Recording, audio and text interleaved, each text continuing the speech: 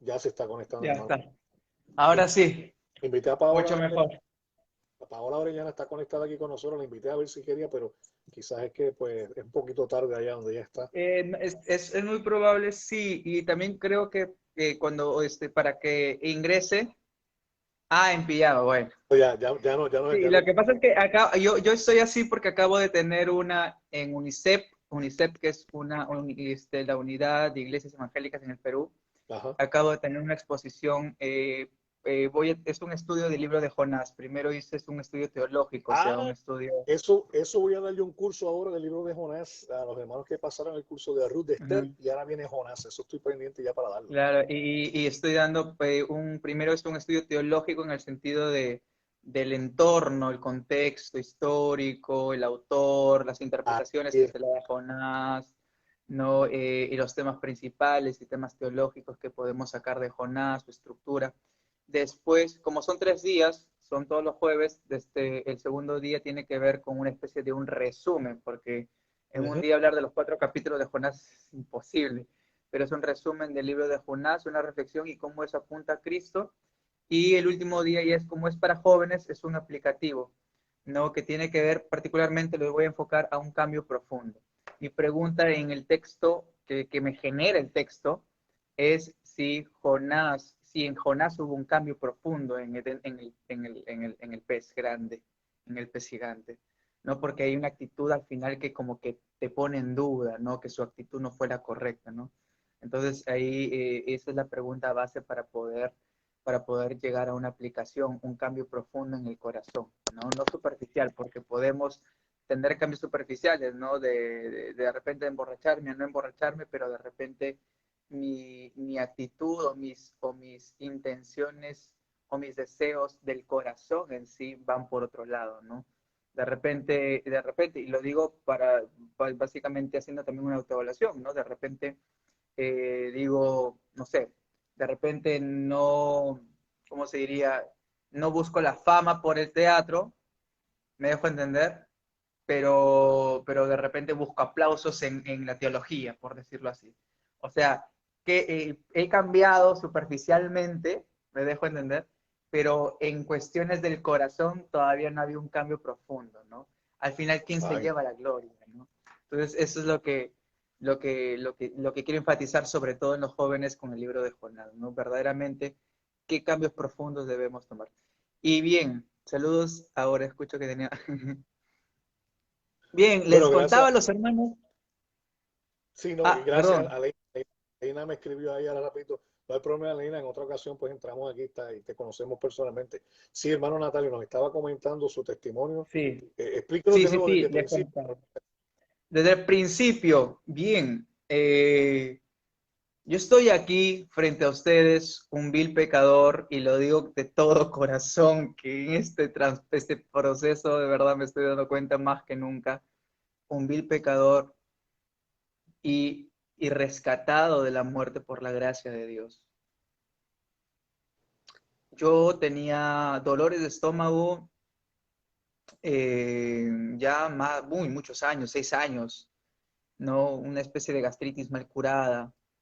Y siempre era solamente omeprazol, omeprazol, omeprazol. Yo vivía solo en Lima, todavía no me casaba, era joven, ¿no? Y era muy interesante porque no me iba al doctor, y si me iba al doctor, el doctor me recetaba omeprazol nada más. Nunca me pidieron una endoscopía.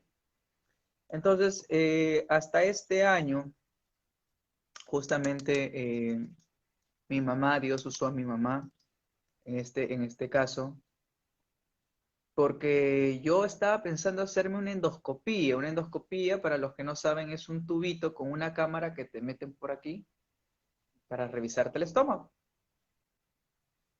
Y además de la endoscopía, una biopsia, ¿no? Si es que hay alguna heridita, ¿no?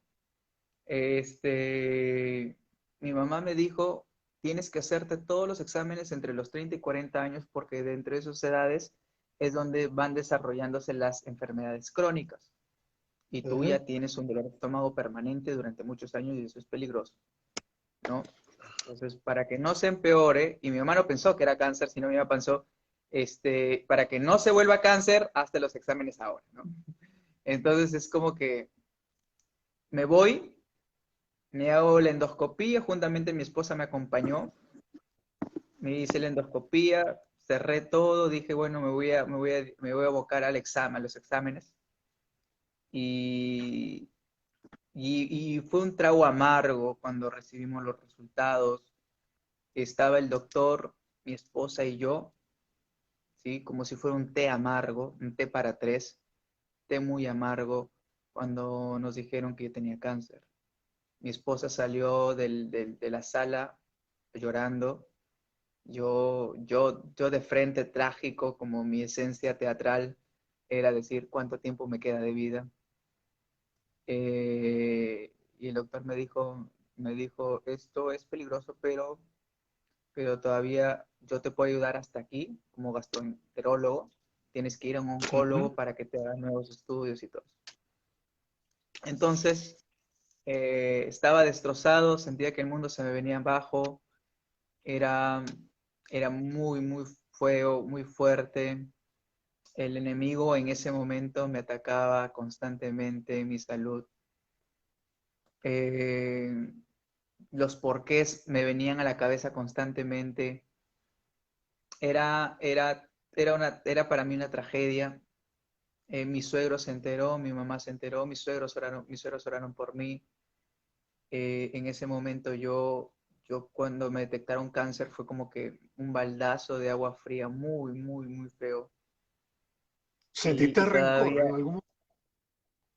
no sentí rencor, sentí tristeza y angustia, desesperación, porque a pesar de que no tenía miedo a la muerte, me causaba mucho dolor, mucho, mucho dolor por mi hijito de 3 años. Porque yo Ujú. decía, Señor, yo no quiero dejar a mi hijito. O sea, me falta verlo crecer. Quiero criarlo en tus caminos. Quiero usar misericordia y vara, o sea, para poder criarlo en tus caminos. Pero era como que sentía que el cielo se me había cerrado, sinceramente. Y, y en ese momento fue como que oración con mis suegros, con mi mamá. Y se me vino, y justamente un domingo me tocó predicar, de haberme diagnosticado cáncer. Después de haber recibido la noticia, te tienes que poner a parar el púlpito para predicarle a otro y traerle esperanza a alguien. Y no saben qué prediqué Filipenses 4. Filipenses 4 cuando habla del regocijaos en todo tiempo. Ujú. Y yo me quedé así como, Señor, o sea, es como que, ¿cómo puedo regocijar? O sea, ¿cómo aplico? ¿Cómo aplico esto? Es ahí donde me di cuenta de algo muy interesante. Una de las primeras cosas que me di cuenta y que han sido mi debilidad, y aunque pareciera que no, hacia los demás era mi fragilidad. Me identifiqué más, con un hermano estaba conversando y me decía, ¿cómo te sientes? Yo le dije, me siento como el padre del hijo endemoniado, que le dice a Jesús, ayúdame en mi incredulidad, Mm. porque estaba cuestionando muchas cosas, porque me estaba desesperando, porque no tenía paz, porque no tenía regocijo, porque tenía muchas cosas en el corazón.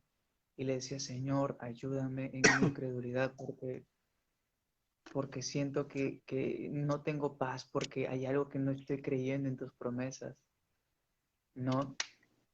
Entonces, en ese proceso el Señor me comenzó a dar paz. No podía dormir en las noches, no podía dormir, era extraño dormir tranquilo. Te quiero Dígame, preguntar, Natalia, te quiero sí, sí. preguntar. eh, Nosotros conocemos de la Biblia, conocemos los textos bíblicos, conocemos, ¿verdad? Vosotros por varias aflicciones tenéis que padecer por un poco Hermano, tiempo. no Aquella lo leve escucho bien. tribulación No sé si momentánea soy produce un yo, gran peso eso de gloria en vosotros. Eh, los textos estoy los siempre conocemos, cortado. pero te está cortando. Bueno, vamos a ver si me escucha, ¿verdad? Los textos los conocemos, pero desde el texto a la aplicación de esos textos en la vida que se hace real cuando estamos pasando por una situación difícil, ¿Cómo es? ¿Cómo se lleva a cabo eso? A ver si me escuchaste, no sé si me pudiste escuchar. Es un proceso. Sí, sí, ahora sí, ya lo escuché.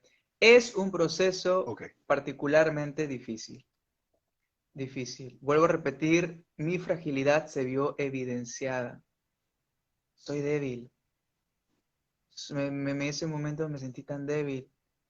Y es donde el Señor me trajo por medio del Espíritu Santo a mi cabeza, donde le dice a Pablo, bástate en mi gracia, Ujú. bástate en mi gracia. Creo que esa era la palabra clave para poder iniciar el proceso de fortaleza, de fortalecimiento, porque fácil, como dije, es decir, no, regocijados, hermanos, en todo tiempo regocijados. No todo lo puedo en Cristo que me fortalece, no, ni lo alto ni lo bajo, o sea, ninguna tempestad me alejará del amor de Dios. Pero fácil es decirlo, pero aplicarlo es distinto. C.S. Lewis menciona en su libro Mero Cristianismo, decir, a muchas personas les gusta la historia de Job hasta cuando les toca ser Job. Es impresionante cómo a nosotros, yo predicando, en un momento habré dicho mi estudio de Job, he hablado de Job, pero cuando yo pasé por el valle de sombra y de muerte, con lo que dice Salmos 23, eh, fue como que, que verme envuelto en un montón de cosas en la cual se evidenció mi fragilidad, se evidenció mi debilidad, se evidenció muchas cosas. Y aquí es donde me doy cuenta, donde digo, necesito del Evangelio de Cristo. Necesito de Cristo mismo y disfrutar de Dios mismo para poder pasar ese valle de sombra y de muerte, porque solo no lo voy a lograr. Le dije al Señor, Señor, yo solo, y si tu presencia no va conmigo, literalmente no puedo. Me voy a deprimir. Lo que yo voy, hay gente que me conoce antes de ser cristiano y me han dicho, Natalio, yo te conozco, tú en este momento tú deberías estar hundido en depresión, pero es inmensamente el amor y el gozo del Señor que me dio la fortaleza para poder seguir de pie, pero es el gozo Amén. del Señor. O sea, es interesante cómo el Evangelio me ayudó a transitar por ese camino de valle de sombra y de muerte, porque es su palabra, como Para que su los y hermanos, su callado para nos que los hermanos infunden aliento. comprendan, quizás miren, para que los hermanos comprendan la gravedad, ¿qué significa tener un cáncer de tercer grado? Para que nos lo ponga en perspectiva, ¿verdad? Tener un Porque podemos cáncer decir, sí, en perspectiva, para ponerle en perspectiva, el tumor de mi estómago estaba casi todo mi estómago estaba casi por completo con el tumor. O sea, todo el tumor envolvía el estómago. Eso es un cáncer de tercer grado. Gracias a Dios no es cuarto grado, porque cuarto grado es cuando ya se metástasis a otros organismos, ¿no? Pero como les dije, mi mamá me dijo que me hiciera la biopsia y la endoscopía y gracias a Dios que usó a mi mamá para poder hacerme a tiempo el examen. Yo pensaba hacérmelo todavía de aquí a 2 años, un año, ¿no? Porque tenía mil cosas que hacer, pero el Señor usó a mi madre para poder hacerme y a tiempo se detectó. Entonces, pero aún así, el tercer grado, los doctores no quitaban la posibilidad de un cuarto grado. No no, quitaban la posibilidad de un cuarto grado. ¿Por qué? Porque el tumor era inmenso. Entonces, podía haber algunas raíces en otros organismos, ¿no? Entonces, después, inclusive cuando me detectan cáncer de tercer grado, cuando me detectan cáncer, yo fui criado con mis abuelos, yo no fui criado con mis padres, ¿ya? Yo fui criado con mis abuelos y mi abuela, yo era muy apegado a mi abuela, era como mi madre, era todo para mí, era mi abuela, mi mamá. Y cuando me detectan cáncer, a la semana mi abuela la desahucian. Y cuando me entero que es de tercer grado, al día siguiente mi abuelita fallece. Era no. como mi madre. O sea, es como toda una catarata se vino encima mío. Y, y no solamente eso, sino que también cuando la iban a enterrar, me tuvieron que internar al hospital para hacerme la laparoscopía exploratoria. ¿Qué es una laparoscopía exploratoria?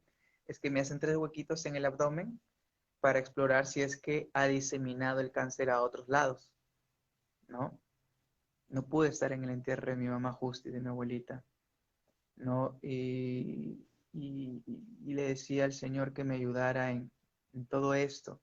Y no solo eso, sino que me estafan en la compra de un carro.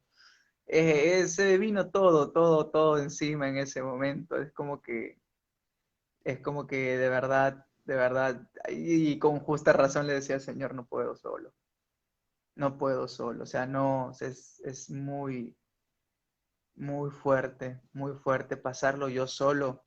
A pesar de que tenga mi esposa, a pesar de que vea a mi hijo, ¿puedo yo tener fuerzas para poder, con mi propia fuerza? Sí, pero ¿de qué me serviría si yo perdería al Señor? ¿De qué me servirían mis fuerzas si al final el Señor no está conmigo? Exacto. ¿No? Yo te Entonces quería después preguntar, de eso, ¿cómo cambia la perspectiva de cuando uno conoce al Señor y entiende una seguridad de salvación, entiende una vida eterna?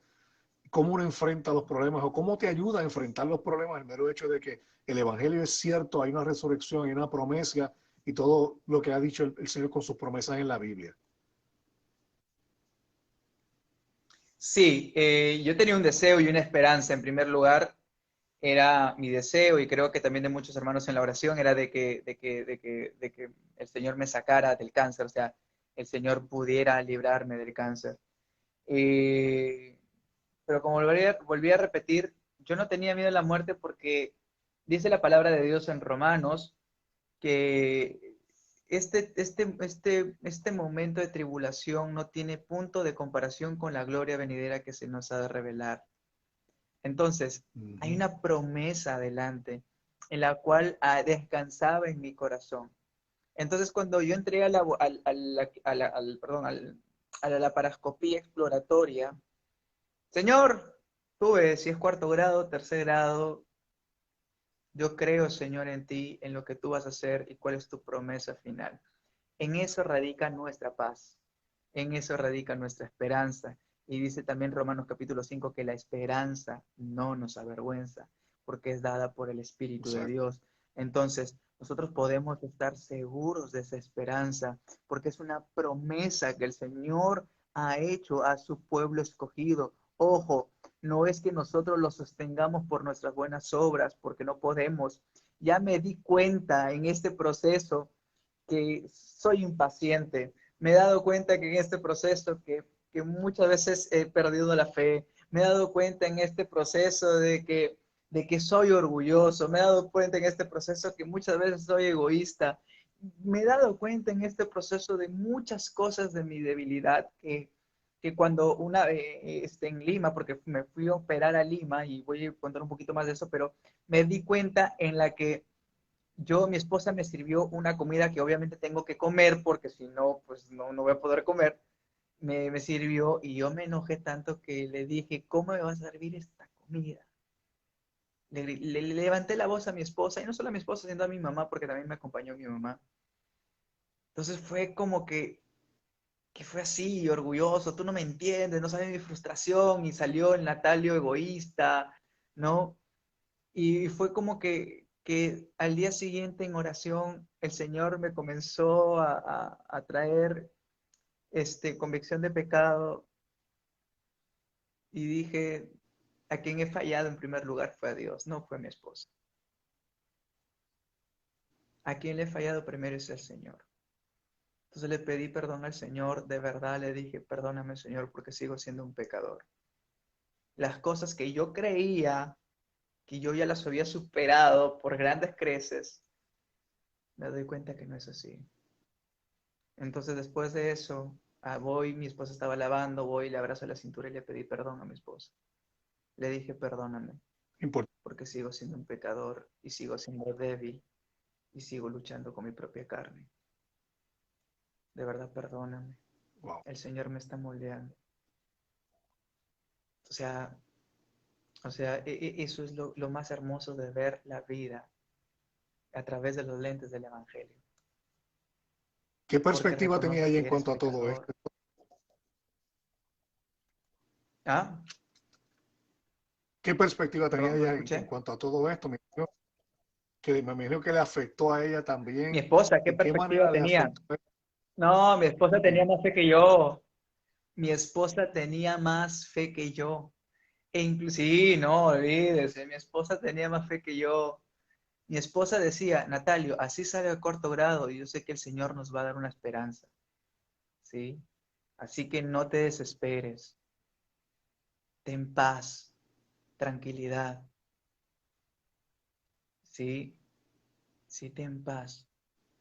Y cada vez que todo el mundo preocupado por mi esposa, ¿no? Pero sí, ¿qué piensa tu esposa? Mi esposa tiene más fe que yo, y es la que es la que el Señor me puso para poder infundir fe, porque de verdad algunas veces, como decía, me faltaba la fe, entraba en desesperación, los dolores eran insoportables después de la operación, ¿no?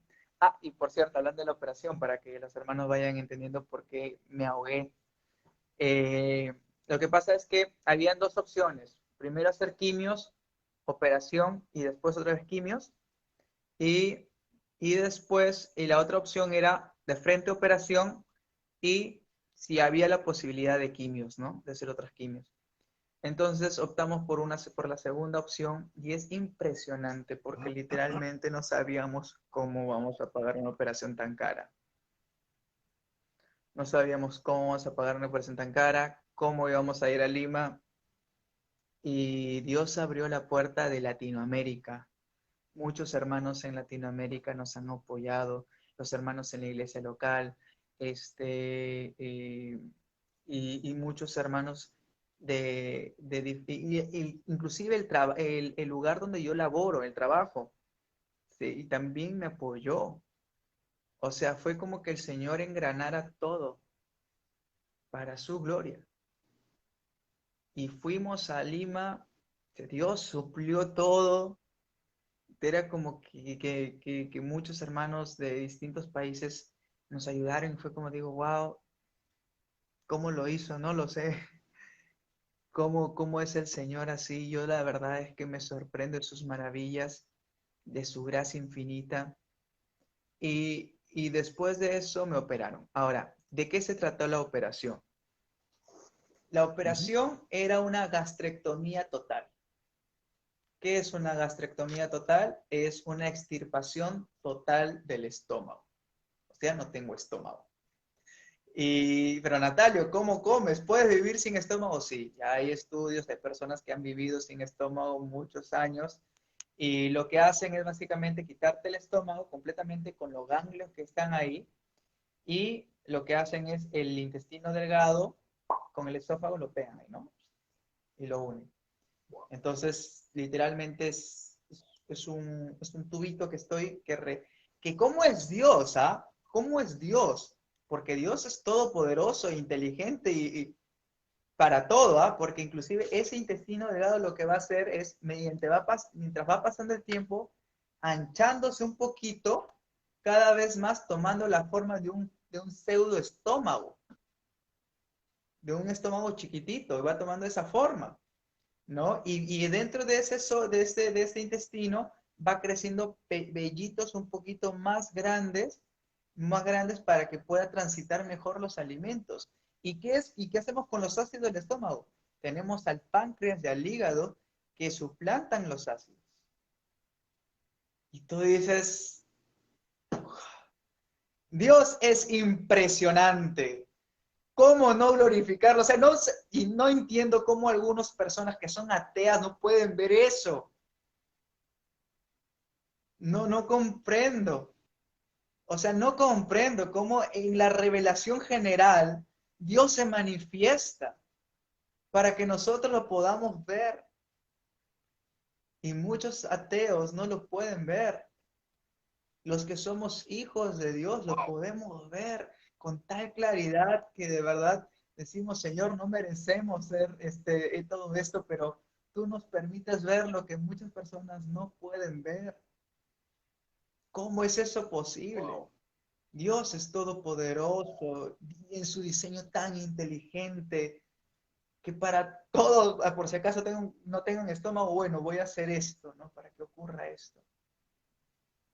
Es Yo me hago la impresionante. pregunta ahora, ¿quién es Natalio antes de la operación y quién es Natalio ahora después de la operación? Natalio antes de la operación era una... A ver, ¿cómo explicarlo? ¿Cómo explicarlo con estas palabras? Por decirlo así, Natalio antes de la operación... Esperen un segundo, voy a cargar mi celular. Voy a conectar mi celular al cargador para Bien, que no, no te no se me corte. sí, no, tranquilo, yo sé que la batería se va de momento y se puede cortar, pero me interesa ese punto de vista, ¿verdad? De quién es Natalio antes y quién es Sí, sí, Natalio sí. después, porque muchas veces a través de la prueba nos vamos dando cuenta que verdaderamente nosotros no somos quienes pensamos que somos y nos damos cuenta que en el proceso a través del sufrimiento, como muchas veces decía C.S. Lewis en Mero Cristianismo, ¿verdad? Eh, que el dolor viene siendo el megáfono para un mundo que está de oídos largos a la voz de Dios. Y ese aspecto hay que entenderlo de una manera increíble, ¿verdad? Y como dice, la perfección de la creación para mover la mano y mover todo lo que tiene datos científicos de cómo opera este cuerpo que fue creado por Dios y cómo se desarrolla todo eso. Es impresionante ver todo eso. Y a mí, pues, ¿verdad? Me interesa cómo las pruebas van cambiando a Natalio antes de y después de la operación. Eh, Eso me interesa saber. Sí, Natalio, antes de la operación era una persona algunas veces escéptica. Este, lo tenía todo cerebral, probablemente muchas cosas lo tenía de manera cerebral, intelectual. Probablemente tomaba la experiencia como algo como secundario, terciario, y que lo que le importaba más era conocer, pero conocer de manera cerebral, de manera solamente intelectual. Y que dentro de su autoevaluación muchas veces, no siempre, pero muchas veces acallaba la voz de Dios y aparecía su voz al decir, mi voz propia al decir, bueno, creo que por aquí no estoy tan mala, no soy tan malo como creía. Añadía un codo a mi estatura, ¿no? Pensaba que dentro de todo lo que estaba aprendiendo, lo que aplicaba era suficiente, ¿no? Decía, bueno, sé que tengo que aplicar los frutos de la humildad, frutos de esto, y creo que lo estoy aplicando, ¿ah? Creo que paciencia tengo,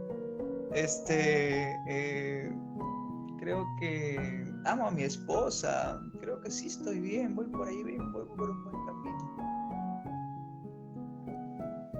Sigo siendo pecador, sigo fallando al Señor, de repente en ese momento creía, pero de repente lo creía de manera intelectual, pero no lo tenía tan claro. Uh-huh. Creo que el Evangelio lo tenía en mi cabeza y lo tenía ciertamente en mi corazón, pero era como que no lo veía tan claro en la experiencia. ¿Me dejo entender? En la experiencia no lo veía tan claro. No,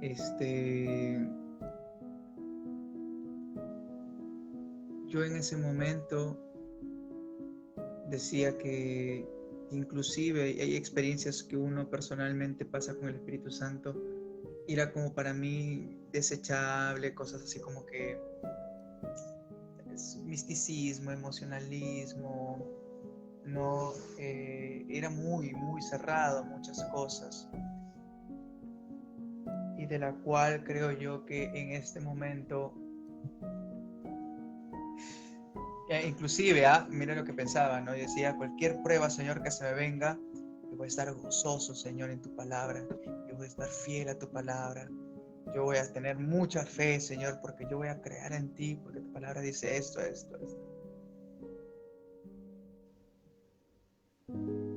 Natalio después de la operación es el Natalio frágil, débil, el Natalio que necesita de la gracia de Dios para poder caminar.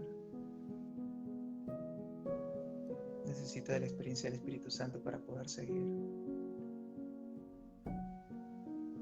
Que necesita del Evangelio para poder amar más a su esposa, para poder tratar mejor a su madre, para poder liderar con rectitud y de integridad a los hermanos que están en la iglesia.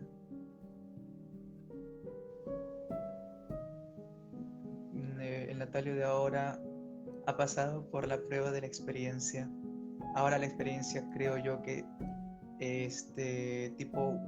John Wesley, creo que es uno de los pilares para poder armar una verdadera teología: la palabra, la experiencia, la tradición y la razón, ¿no? Creo que está el cuadrilátero wesleyano. Pero creo que si bien es cierto de que la experiencia tiene que ser filtrada por la palabra, sí, eso es verdad, eso yo lo creo, amén.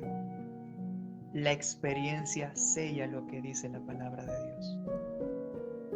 O sea, ¿cómo yo voy a saber de que Dios es fiel, de que Dios es misericordioso, si no he pasado la experiencia de ello?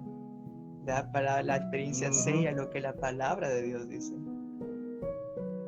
Entonces, eso es lo que yo en este tiempo he experimentado. Y vuelvo a repetir, vivir el Evangelio todos los días, como creo que lo dijo una hermana por acá, vivir el Evangelio todos los días. Necesitamos el Evangelio todos los días. Mirar la vida con los lentes del Evangelio. Decir, soy pecador y todas las cosas buenas que tú me das, Señor, es por pura gracia. Y todas las cosas malas que me ocurren, sí, es porque tú quieres moldear mi carácter y probarme. Al final, Señor, si es que muero, Señor, tengo una esperanza eterna en ti. Dice la palabra de Dios que en todo tiempo tenemos que tener gozo. Hay algo que estaba leyendo en un libro de Tranchini que se la recomiendo, que se llama Cambios Profundos, ¿sí? Cambios Profundos de Tranchini. Él es argentino, pero radica en España. Y habla algo muy interesante, que por ahí va a ser controversial un poco lo que voy a decir, pero tenemos que entenderlo bien. Hay una frase que dice que Dios no está interesado más en nuestra santidad que en nuestra felicidad, ¿sí? Y eso es verdad, a Dios más le interesa nuestra santidad. Pero Tranchini plantea algo muy interesante si es que lo entendemos bien. Y es que a Dios le importa más nuestra felicidad. Pero ¿qué es la felicidad? Es disfrutar. No lo veamos la felicidad en los bienes materiales. ¿Qué es la felicidad? La felicidad es Dios mismo. Disfrutar de la presencia de Dios. Esa es la felicidad. Por eso es que a Dios le importa más la felicidad, porque le importa tener una relación cercana con nosotros. Porque esa felicidad en conocer personalmente a Dios, intimar con Dios, va a hacer que nuestra vida sea más santa. Guardar mejor sus mandamientos, perdón. Entonces, eso es la felicidad. Es lo que dice la palabra de Dios en Juan. No recuerdo si es el capítulo 5, pero mientras nosotros vamos a mantener gozo en el Señor, mientras guardemos sus mandamientos. Y eso es la felicidad. Por eso es que a Dios le importa mucho nuestra felicidad. No significa, no hay que hacer una separación de la felicidad y las tribulaciones. No, nosotros vamos a tener felicidad en medio de la tribulación. Ese es el gozo. Porque la felicidad no depende de las circunstancias, depende de Dios. O sea, Dios es la felicidad absoluta. Exacto. Es Dios. Exacto. A Job, hay algo que es muy interesante, y es que a Job para estar tranquilo y superar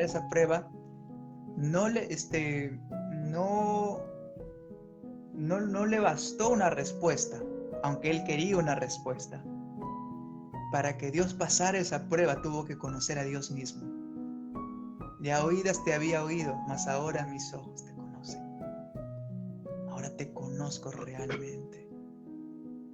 ¿Me dejo entender? Entonces la felicidad es Dios mismo. Y en tanto nosotros conozcamos a Dios mismo, vamos a ser felices. Y eso nos hará más santos. Por eso creo yo que a Dios sí le importa nuestra felicidad.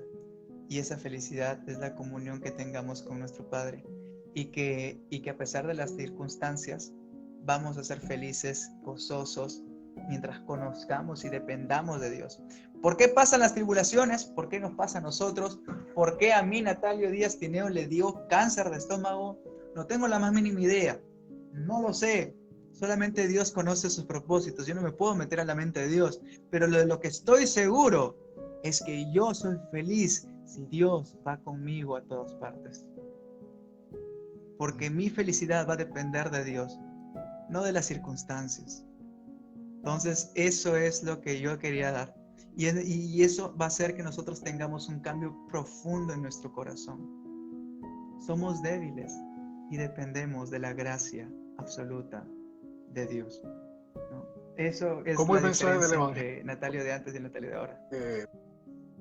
afecta? No sé, yo no puedo decir que afecta, pero ¿cómo el mensaje del Evangelio te dio esa seguridad de, en medio de las situaciones difíciles, ver cómo la mano de Dios obra, o cómo la mano de Dios uno piensa muchas veces que no obra, porque a veces en el silencio uno dice, Señor, que no estás obrando, pero Dios sí está obrando?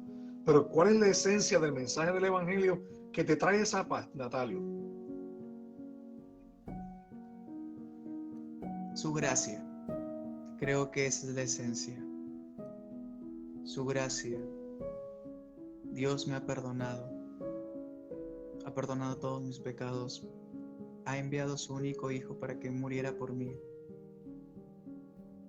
Y en Él, en Cristo, se cumplen todas las promesas imputadas en mí por medio de la fe. ¿Cómo no voy a creer en mi Dios? Si todas las promesas se cumplen en Cristo, para Cristo. Pero yo recibo esas promesas por medio de Él y por su obra. Ahora, mi paz radica en eso. No en lo que yo puedo hacer, no en lo que vaya a ocurrir. La gracia de Dios es la que me mantiene de pie. Por eso el Señor le dijo a Pablo, bástate de mi gracia, porque mi poder se perfecciona en tu debilidad. En tu debilidad. Eso es lo que yo he recibido de parte de Dios. Yo soy débil, yo soy pecador. Literalmente ahorita estoy débil porque estoy recuperándome, digamos, ¿no? De una enfermedad, de una operación. Pero el gozo del Señor me da la gracia de Dios para poder seguir avanzando. El Señor nos dice eso, bástate mi gracia. La gracia de Dios es lo que necesitamos, solamente eso. Eso es todo lo que necesitamos. Y me sorprende, porque es esa misma gracia que me envuelve a pesar de mi debilidad, a pesar de mis pecados, a pesar de mis fallas, a pesar de quién soy yo. Dios sigue siendo la obra en mi vida, perfeccionándome a la imagen de su Hijo. Y no solo en mi vida, sino también ahora en mi salud. Dios está haciendo la obra en mi salud también. Entonces, ese es el Evangelio. Creo que la esencia del Evangelio es la gracia de nuestro Señor obrando en personas débiles como nosotros. Personas débiles, personas que fallan, pero dice la palabra de Dios que donde abundó el pecado, sobreabundó la gracia. Hay un himno que me encanta que es su gracia es mayor, ¿no? Que amor mi pecado decide olvidar. Qué amor. O sea, qué amor tan grande es este que mi pecado decide olvidar. Él siendo omnisciente olvida mi error. ¿Quién? De hecho, para la mí el palabra, evangelio, y me el evangelio. Natalio, que aparentemente me disculpa, ¿verdad? Que la grabación, no sé si los hermanos están notando que hay una brecha de tiempo porque se corta y parece que en lo que el internet Sí. recae nuevamente, pues está atrasado como unos segundos, así que me van a disculpar, pero qué hermoso saber eso de gracia. De verdad, Natalia, me ha tocado en el corazón porque trae a colación ese pasaje de Pablo que dice que, ¿verdad?, Dios se glorifica, se perfecciona su gracia en nuestras debilidades, entendiendo por lo que estás pasando. Es de gran ánimo para aquellos, ¿verdad?, que están pasando por alguna situación difícil, que entiendan como tú has entendido, en medio del valle de sombra y de muerte, literalmente, entiendan que, ¿verdad?, nuestra debilidad, ¿verdad?, la gracia se va perfeccionando en nuestras debilidades. Y tenemos personas aquí, un saludo al hermano David Silva también que está aquí con nosotros, y hay varias personas que yo conozco también de su situación, que están conectadas aquí ahora mismo, que están pasando por una situación difícil, quizás no a la magnitud de la que estás pasando, ¿verdad?, la que está pasando ahora tú, mi hermano, pero creo que está siendo de bendición para otras personas, viendo que en ese proceso de darse cuenta, Natalio, que es frágil, que necesita de otros, que necesita de la palabra de Dios. Creo que edifica también a estos hermanos que están pasando por una situación difícil. Lo que me restaría por preguntarte, mi hermano Natalio, es ¿qué esperamos ahora de Natalio? ¿Qué vamos a ver de Natalio de ahora en adelante? Me ordenaron como pastor de jóvenes en mi iglesia. Me ordenaron como pastor. Sí, era inevitable. Y creo yo que ahora es momento es momento de trabajar para el Señor en Rincón Teológico, pues no para julio, prometo para agosto, Dios mediante. Vamos a seguir nuevamente con las entrevistas. Ahorita con mi equipo de Rincón Teológico, 4 chicos están haciendo algunos live en Instagram cada 15 días con algunos temas de jóvenes, básicamente enfocado en los jóvenes. El primer tema era sobre la procrastinación, o sea, por qué no tenemos tiempo, cómo adoramos a Dios organizando nuestros tiempos, ¿no? Que el tiempo es un recurso que el Señor nos ha dado para poder glorificarlo también. Entonces, y vamos a ir retomando poco a poco, estoy teniendo ahorita con unos hermanos de matrimonios no matrimonios, pero con 2 chicos, y otros hermanos que se van a casar más adelante. Estamos leyendo el libro de cuando pecadores dicen acepto, ¿sí? Y estoy en eso, ¿no? Esperando también poder más adelante compartir algunos videos ya de manera sola, haciendo algunas prédicas de manera virtual. Nunca me atreví porque, no sé, algunas veces siento que hablo mal por vía virtual. Algunas veces siento eso, entonces como que solo no me atrevo a veces.